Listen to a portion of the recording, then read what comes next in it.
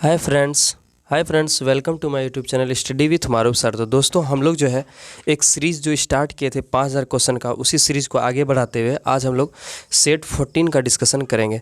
तो दोस्तों यहाँ पर जो अभी हम लोग 5000 क्वेश्चन का एक सीरीज़ जो स्टार्ट किए हैं, इसमें जो है क्या है, all state PCS, Bihar SSC, BPSC, SSC, railway, banking, CDS, NDA और अन्य सभी प्रतियोगिता परीक्षाओं, जितना भी प्रतियोगी परीक्षाओं के लिए होता है वो सब के लिए ये क्या है, उपयोगी है।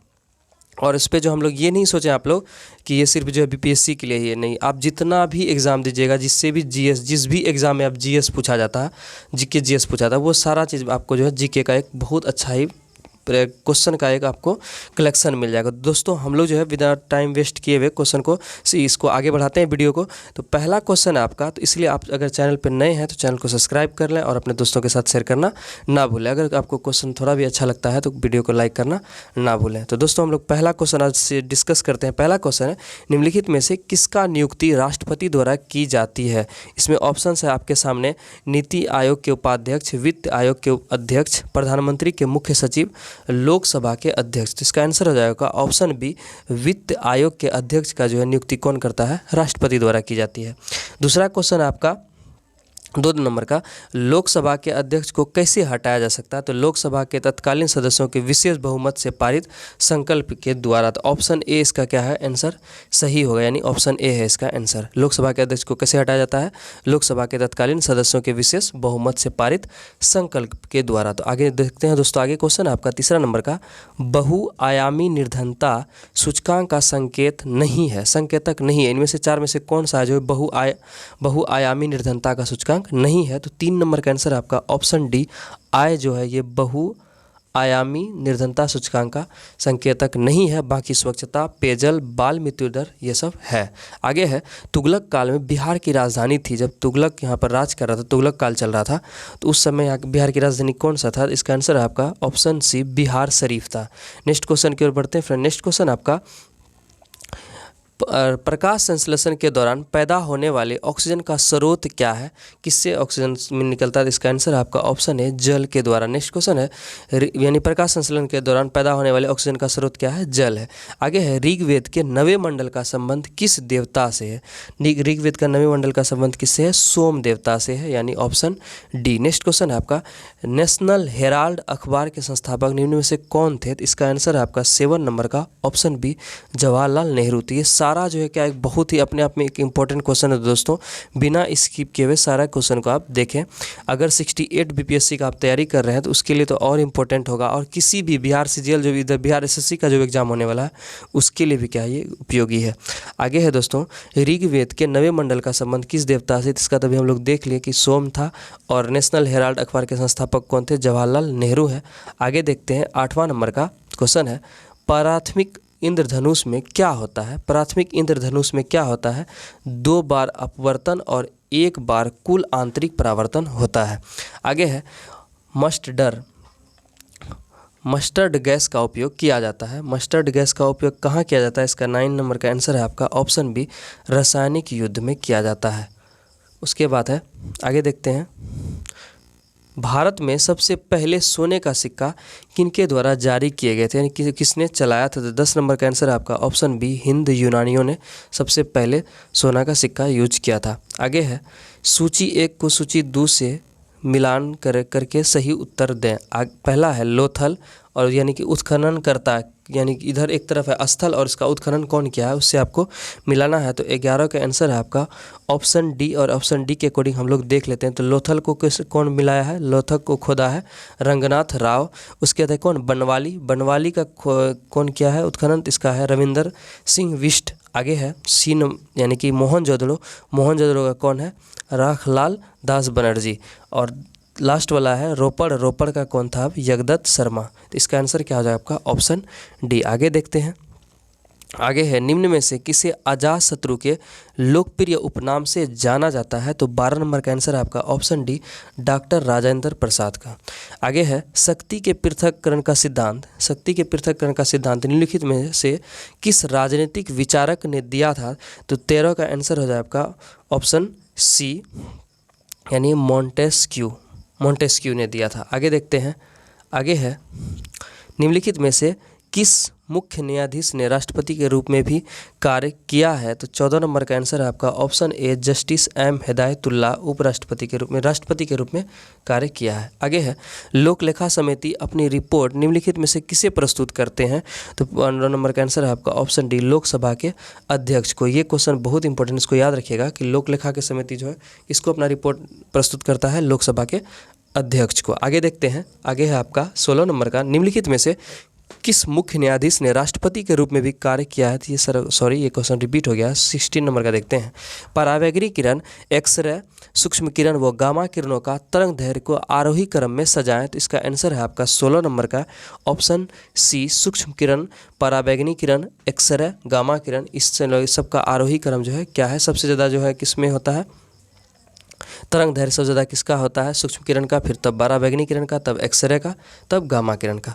आगे देखते हैं बिहार में कैदियों द्वारा नंगी हड़ताल हुआ था तो किस आंदोलन के दौरान किया गया था? तो 17 नंबर का आंसर है आपका ऑप्शन सी सविनय अवज्ञा आंदोलन के द्वारा किया गया था। सविनय अवज्ञा आंदोलन जब चल रहा था उसी दौरान जो बिहार में नंगी हड़ताल हुआ था। आगे है अस्थाई बंदोबस्ती के अंतर्गत आने वाले अस्थाई बंदोबस्ती जो है उसके अंतर्गत आने वाले क्षेत्र में निम्न में से कौन शामिल नहीं है? तो 18 नंबर का आंसर है आपका ऑप्शन सी यानी सिंध जो नहीं है, बंगाल, उड़ीसा और असम में अस्थाई बंदोबस्त था और अस्थाई बंदोबस्त लाया कौन था? Lord Cornwallis. नेक्स्ट क्वेश्चन है अगस्त घोषणा निम्न में से किसके द्वारा की गई थी? तो अगस्त किसके द्वारा की गई? तो 19 नंबर का आंसर है आपका option C Lord Montagu.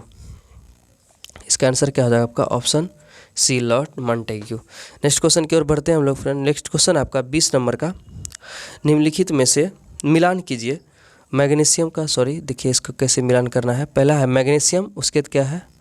Potassium, calcium, manganese और इसको इससे मिलाना है और इधर सूची 2 से। तो ऑप्शन इसका आंसर है एक ऑप्शन के अकॉर्डिंग 20 नंबर का आंसर है आपका ऑप्शन ए यानी कि मैग्नीशियम टैल्क से टैल्क में होगा। उसके बाद क्या है? पोटेशियम, पोटेशियम का क्या होगा? नाइटर। आगे है कैल्शियम, कैल्शियम का क्या होगा? फास्फोराइड और मैग्नीज, मैग्नीज का क्या होगा आपका? पायरोलियोसाइड। ये उसका प्रमुख अयस्क है। आगे देखते हैं, आगे है 21 नंबर का द वे आउट पैम्फलेट किसके द्वारा प्रकाशित किया गया था? तो 21 नंबर का आंसर हो जाएगा 21 नंबर का ऑप्शन सी राजगोपालाचारी।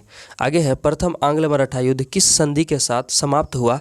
तो 22 नंबर का आंसर आपका ऑप्शन सी सलाबाई के संधि के द्वारा। नादिर शाह का आक्रमण किस मुगल बादशाह के काल में हुआ था? तो इसका आंसर हो जाएगा आपका 23 नंबर का ऑप्शन डी मोहम्मद शाह के समय हुआ था। आगे देखते हैं, आगे है नादिर शाह जो है ईरान का नेपोलियन कहा जाता है नादिर शाह को। किस कांग्रेस सत्र ने कार्यकारी कमेटी को सविनय अवज्ञा आंदोलन प्रारंभ करने का अधिकार दिया गया था? तो इस 24 नंबर का आंसर है आपका ऑप्शन बी लाहौर सत्र को। लाहौर सत्र में किस कांग्रेस अधिवेशन में, कौन सा अधिवेशन में? लाहौर अधिवेशन में ये बताया गया था कि सविनय अवज्ञा आंदोलन प्रारंभ करने का अधिकार दिया था। आगे है, आगे यही क्वेश्चन रिपीट हो गया है, सॉरी दोस्तों। 25 नंबर का जी का मान सबसे कम या शून्य कहाँ होता है? तो जी का मान सबसे कम और शून्य कहाँ पर होता है? ऑप्शन बी पृथ्वी के केंद्र पर होता है। द्रव्यमान दुगुना करने से गतिज ऊर्जा पर क्या प्रभाव पड़ता है? तो 26 नंबर का आंसर है ऑप्शन ए द्रव्यमान भी, अगर द्रव्यमान दुगुना कर देंगे तो गतिज ऊर्जा भी किसका क्या हो जाएगा? दुगुना हो जाएगा। आगे देखते हैं किस गैस को स्ट्रेंजर गैस भी कहते हैं? तो 27 नंबर का आंसर आपका ऑप्शन सी जेनॉन को जो है स्ट्रेंजर गैस भी कहा जाता है। आगे है भारतीय संविधान के किस अनुच्छेद के अंतर्गत भारत सरकार का दायित्व है कि वह बाहरी आक्रमण यानी बाह्य आक्रमण जो होता है एवं आंतरिक अशांति से राज्यों की रक्षा करे? बाहरी आक्रमण और आंतरिक अशांति से राज्यों की रक्षा करने का कौन से अनुच्छेद के तहत है? तो 28 नंबर का आंसर है आपका ऑप्शन बी अनुच्छेद 355 के तहत। आगे देखते हैं दोस्तों, आगे है 29 नंबर का घाटे की वित्त व्यवस्था का अर्थव्यवस्था पर क्या प्रभाव पड़ता है? तो 29 नंबर का आंसर है आपका ऑप्शन बी मुद्रा आपूर्ति में वृद्धि। आगे है, आगे बढ़ते हैं, भारत के किस शहर में अटाला मस्जिद स्थित है? ये क्वेश्चन बहुत इंपॉर्टेंट है। 30 नंबर का अटाला मस्जिद कहाँ पर स्थित है? जौनपुर में। किस गवर्नर के समय द्वितीय आंग्ल सिख युद्ध संपन्न हुआ था? तो 31 नंबर का आंसर आपका ऑप्शन सी लॉर्ड डलहौजी के समय हुआ था।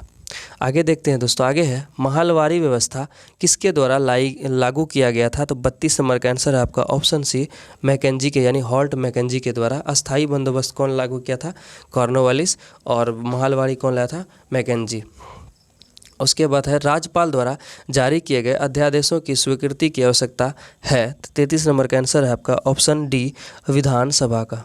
आगे देखते हैं दोस्तों, आगे है 34 नंबर का आंसर है किस संविधान संशोधन द्वारा राज्यों को सामाजिक और शैक्षिक दृष्टि से पिछड़े वर्गों, अनुसूचित जातियों एवं जनजातियों के लिए शैक्षणिक संस्थानों में आरक्षण प्रदान करने हेतु विशेष उपबंध बनाने की शक्ति प्रदान की गई। तो 34 नंबर का आंसर है आपका ऑप्शन बी, 93वां संविधान संशोधन अधिनियम 2005।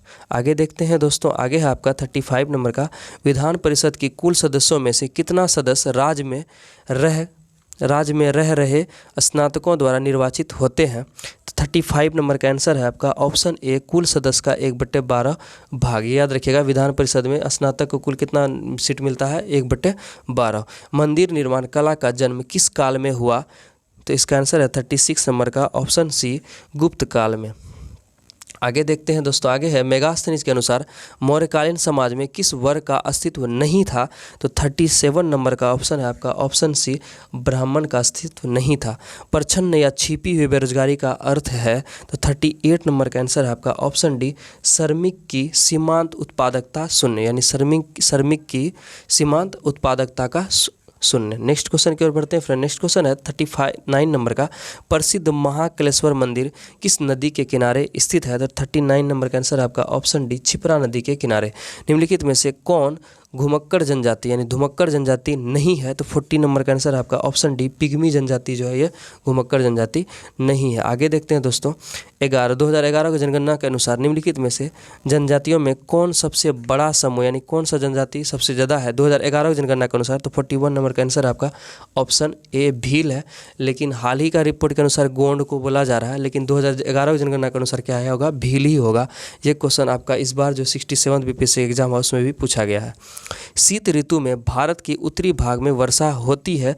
तो 42 नंबर का आंसर है आपका ऑप्शन बी, पश्चिमी विक्षोभ से। यानी कि हम लोग को जो शीत ऋतु में जो भारत में वर्षा होती है ठंडी में, वो कौन सा, वेस्टर्न डिस्टर्बेंस के कारण होता है, जिसको हम लोग हिंदी में पश्चिमी विक्षोभ कहते हैं। आगे देखते हैं दोस्तों, आगे है 43 नंबर का, निम्नलिखित में कौन सी नदी भूबंधित नहीं है यानी भूबंधित नहीं है। तो 43 नंबर का आंसर आपका ऑप्शन सी, लूनी नदी जो है वो भूबंधित नहीं है, भूबंधित है, सॉरी नहीं मतलब भूबंधित है, यानी चारों तरफ से भूमि ही है। निम्नलिखित में से कौन सा भारत में निर्वनीयकरण का प्रभाव नहीं है। तो 44 नंबर का आंसर आपका ऑप्शन बी, शहरीकरण। आगे देखते हैं दोस्तों, आगे है 45 नंबर का, कार्बन क्रेडिट का शुरुआत कहाँ से हुई। कार्बन क्रेडिट का शुरुआत का यानी कार्बन संरक्षण का जो आया था अधिनियम कहाँ से शुरू हुआ। तो 45 नंबर का आंसर है आपका ऑप्शन बी, क्योटो प्रोटोकॉल। यानी क्योटो प्रोटोकॉल में ये कहा गया था कि कार्बन का उत्सर्जन जो हो जहाँ तक संभव हो उतना कम करें। आगे देखते हैं दोस्तों 46 नंबर का, सॉरी थोड़ा इसका कट गया है, याद रखिएगा कि इसको जो है ना मिलाना है, एक तरफ नाम है और दूसरी तरफ उसका सूत्र है, उससे मिलान करना है। तो चलिए हम लोग देखते हैं, ये 46 नंबर का आंसर है, क्वेश्चन है 46 नंबर का आंसर है आपका ऑप्शन ए। हम लोग देख लेते हैं उसके अकॉर्डिंग। ए का 3 यानी धोवन सोडा का फार्मूला होता है Na2CO3 × 10H2O। आगे है खाने वाला सोडा, तो खाने वाला सोडा का फार्मूला क्या होता है, NaCO3 सोडियम, जिसको बाइकार्बोनेट कहते हैं। आगे है विरंजक चूर्ण, विरंजक चूर्ण का फार्मूला क्या होता है, ऑप्शन 2 हो जाएगा इसका क्या, CaOCl2। आगे देखते हैं क्या है डी नंबर का, यानी प्लास्टर ऑफ पेरिस का फार्मूला क्या होता है, CaSO4 यानी ऑप्शन ए। तो अकॉर्डिंग इसके हम लोग अकॉर्डिंग जो है दोस्तों देख लीजिए, ये भी बहुत इंपॉर्टेंट है, याद रखिएगा, इससे एक क्वेश्चन बन जाता है कभी कभी। निम्नलिखित में से किस रंग का प्रकीर्णन सबसे ज़्यादा होता है। तो 47 नंबर का आंसर आपका ऑप्शन डी, बैगनी रंग का प्रकीर्णन सबसे ज़्यादा होता है। हाइड्रोक्लोरिक ब्रेक किस नियम पर आधारित होता है। तो 48 नंबर का आंसर है आपका ऑप्शन बी, पास्कल के नियम पर आधारित होता है। आगे है 49 नंबर का, रेडियो एक्टिविटी की खोज किसने की। इसका आंसर है 49 नंबर का ऑप्शन सी, हेनरी बेकुरल। आगे देखते हैं दोस्तों 50 नंबर का क्वेश्चन, इस सेट का लास्ट क्वेश्चन है। आगे देखते हैं, ज्वार पैदा करने वाला बल निम्नलिखित में से किन दो बलों के बीच का अंतर है। तो 50 नंबर का आंसर है आपका ऑप्शन डी, गुरुत्वाकर्षण गुरुत्वाकर्षण, खिंचाव तथा केंद्रीय त्याग बल। तो दोस्तों हम लोग ऐसे में भी देखें क्या, सेट 14 का फुल डिस्कशन कर लिए 50 क्वेश्चन का। नेक्स्ट वीडियो हम लोग सेट 15 का डिस्कशन करेंगे। तो दोस्तों अगर आप चैनल पर नए हैं तो चैनल को सब्सक्राइब कर लें। ये केवल नॉट ओनली बीपीएससी के लिए है, जितना भी एग्ज़ाम होता है जिसमें भी जीके जीएस पूछा जाता है वो एक तरह का आपको फुल्ली जीके का, यानी कि हिस्ट्री, ज्योग्राफी, पॉलिटी का जो भी इंपॉर्टेंट क्वेश्चन आता है, इकोनॉमिक्स का, वो सारा क्वेश्चन आपको यहाँ से मिलेगा। तो हम लोग 50,000 क्वेश्चन का 5,000 क्वेश्चन का डिस्कशन यहाँ से करने वाले हैं। टोटल इसमें 100 सेट है। आज हम लोग 14 नंबर का सेट किया और कल जो है नेक्स्ट वीडियो हम लोग 15 नंबर का सेट करेंगे। तो दोस्तों मिलते हैं हम लोग नेक्स्ट वीडियो में नई क्वेश्चन के साथ। तो दोस्तों तब तक के लिए धन्यवाद। अगर आप चैनल पर नए हैं तो चैनल को सब्सक्राइब करें और अपने दोस्तों के साथ शेयर करना ना भूलें। वीडियो अगर अच्छा लगे तो लाइक करें। तो तब तक के लिए धन्यवाद।